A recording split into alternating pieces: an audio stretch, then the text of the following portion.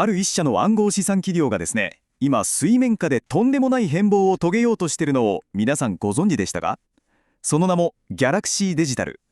今回はなぜこの会社が2026年に向けて注目すべきなのか、その戦略のど真ん中にぐっと迫っていきたいと思います。一体その先には何が待ってるんでしょうか？さて、これを語る上で、まずは CEO のマイケル・ノボグラッツ氏のこの言葉から始めましょう。第3四半期はギャラクシーの歴史上最高の四半期だった。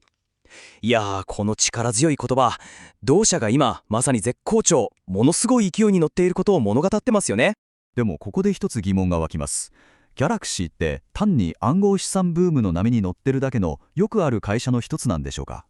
それとももっと何かその先を見据えた壮大な何かがあるんでしょうか？この問いこそが今回の話の核心なんです。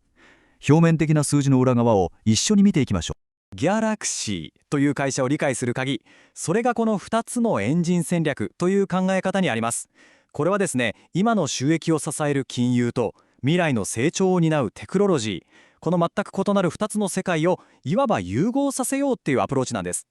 これ CEO 自身が言ってるんですよね。我々は半分がデータセンター企業で半分がデジタル資産企業だと。この言葉がこの会社の二面性、そのユニークさをもう何よりも的確に表しています。じゃあこの2つの顔をどうやって理解すればいいんでしょうか？そこで分かりやすいようにこんな比喩を使ってみましょう。2エンジンロケットです。そう、ギャラクシーの成長戦略はまるで2つの強力なエンジンを積んだロケットみたいなものなんです。これからそれぞれのエンジンが一体どんなものなのか詳しく見ていきましょう。まずは第一のエンジンから。これは言ってみればロケットを地上からぐっと力強く押し上げる現在の収益を牽引している暗号資産金融という、パワーハウスですね。このエンジンの中身は何かというと、主に機関投資家、つまりプロ向けのかなり高度な金融サービスです。例えば大量の暗号資産を市場に影響を与えずに売買する OTC 取引とか、デジタル資産を担保にお金を貸し借りするレンディング、あとは ETF みたいな資産運用サービスまで、まさに暗号資産の世界におけるウォール街、そんなイメージです。この数字がその規模を物語ってます。取引相手となる機関投資家は全世界で1500社以上。これすごい数ですよね。世界の主要な金融機関やファンドがギャラクシーを信頼できるパートナーとして選んでいるっていう何よりの証拠だと思います。さて、ここからが未来の話です。第2のエンジン。これは次世代テクノロジーのインフラをゼロから作り上げるという AI コンピューティングへの大きな賭けです。これがその賭けの具体的な姿です。テキサスの広大な土地で建設が進む巨大データセンター、ヘリオス。これ単なる計画図とかじゃなくて、もう物理的な現実として未来のインフラが着々と作られているってことなんです。このプロジェクトの規模はもうはっきり言って圧倒的です。まず承認された電力容量は800メガワット。これちょっと想像しにくいかもしれないですけど、小さな都市一つを丸ごと賄えるくらいの電力なんですよ。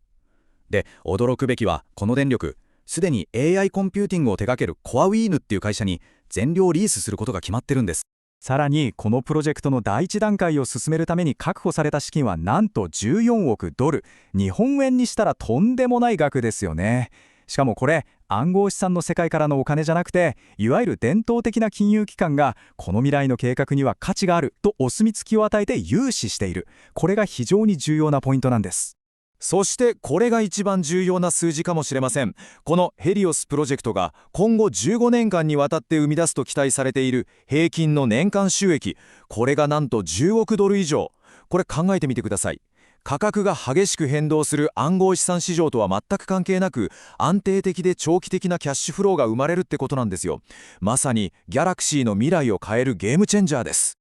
ではなぜ私たちが2026年という年にこれほど注目するのか。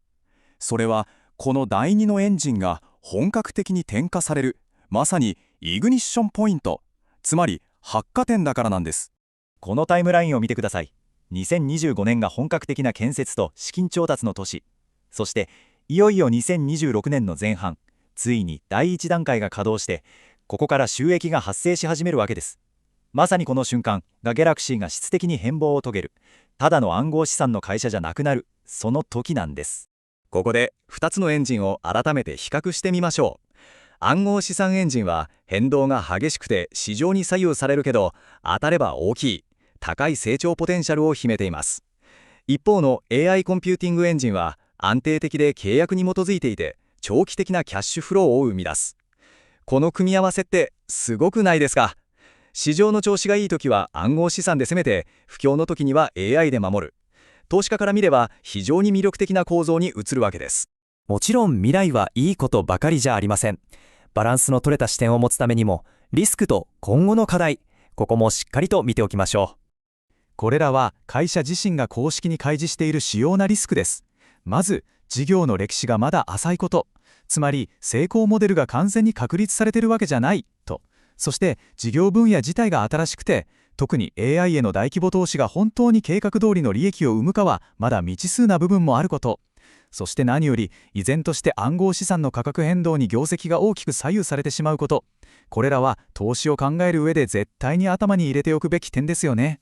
これらの要素を全部ひっくるめて考えると、ギャラクシーデジタルという会社はデジタル資産と AI という現代における2大技術トレンドの両方にまたがる、他に類を見ないハイブリッドモデルの企業だと言えるんじゃないでしょうか。最後に皆さんにこの問いを投げかけて今回の話を終わりたいと思います。